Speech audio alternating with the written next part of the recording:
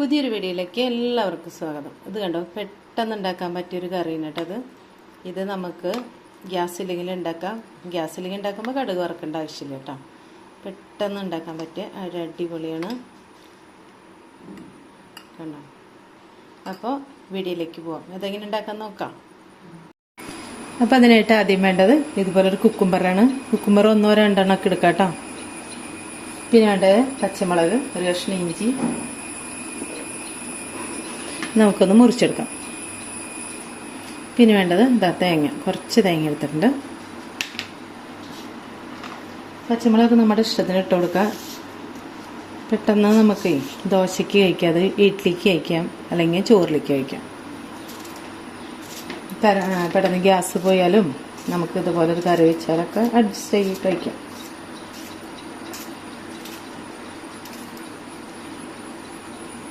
ഒരു എളുപ്പക്കറി.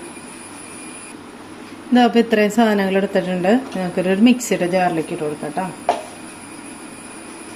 ആദ്യം കുറച്ച് നാളികേരം ഇട്ട് കൊടുക്കാം. പിന്നെ കുക്കുംബർ ഇട്ട് കൊടുക്കാം. നല്ല എത്ര മഴ പെയ്താലും എന്തൊരു ചൂടല്ലേ. അപ്പോൾ ഈ ചൂടിന് കഴിക്കാൻ പറ്റിയൊരു കറിയാണ് ഇത്. കർണാടകയിലൊരു കറിയാണ് കേട്ടോ. അപ്പം ഞാനത് ഉണ്ടാക്കി നോക്കിയപ്പോൾ എനിക്കത് ഇഷ്ടമായിട്ടിപ്പോൾ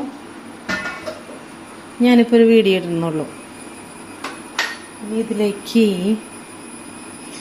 തൈര്, കുറച്ച് തൈര് ചേർത്ത് കൊടുക്കണ്ട കേട്ടോ. നമ്മളിവിടെ ഉണ്ടാക്കിയ തൈരാണ് കേട്ടോ. ഇതാ ഉപ്പിട്ട് കൊടുക്കണ്ടേ. നല്ലോണം അരച്ചിട്ട് വരാം. അപ്പോൾ ഇതാ അരച്ചുകൊണ്ട് വന്നിട്ടുണ്ട്. അപ്പോൾ ഒരു കുക്കുംബറ ഉണ്ടായിരുന്നു കേട്ടോ. പിന്നെ നോക്കുമ്പോൾ ഒരെണ്ണം കൂടി കിട്ടി ഫ്രിഡ്ജിൽ നിന്ന്. അപ്പോൾ 2 കുക്കുംബറായില്ലേ. അപ്പോൾ കറി കേട്ടോ. ഇതെനിക്ക് ദോശയ്ക്കൊക്കെയാണ് ഇഷ്ടപ്പെട്ടത്. അപ്പോൾ ഇത് കടുക് വറക്കാം. അപ്പോൾ ഇതാ കടുകുണ്ട്, ഉലുവയുണ്ട്, ഇതിലിട്ട് വറക്കാം കേട്ടോ. നമ്മൾ ആരുടെ കറി എന്ന് പറഞ്ഞാലും നമ്മളേ ഏത് വീഡിയോ കണ്ടൊരു കറി ഉണ്ടാക്കിയാലും നമ്മുടേതായ കുറച്ച് കാര്യങ്ങളുണ്ട്. അതുകൂടെ കൂട്ടുമ്പോഴാണ് നമുക്ക് ഇഷ്ടപ്പെടുക കേട്ടോ. ഒരാളുടെ കറി അങ്ങനെ തന്നെ എടുത്തിടാണ്ട് നമ്മുടേതായ കുറച്ച് ടിപ്സുകൾ കൂട്ടുമ്പോഴാണ് നമുക്കത് യോജിക്കും. ചില നാട്ടുകാർക്ക് വേറൊരു നാട്ടിലത്തെ കറി ഇഷ്ടപ്പെടില്ല. അപ്പോൾ അവർക്ക് കുറച്ച് വ്യത്യാസം വരുത്തുമ്പോൾ അത് ഇഷ്ടം. അപ്പോൾ ഇതിലേക്ക് ഒഴിക്കാം. അപ്പോൾ ഇത് ഇതിലേക്ക് ഒഴിക്കുന്നുണ്ട് കേട്ടോ. ഈ കറിയിലേക്ക്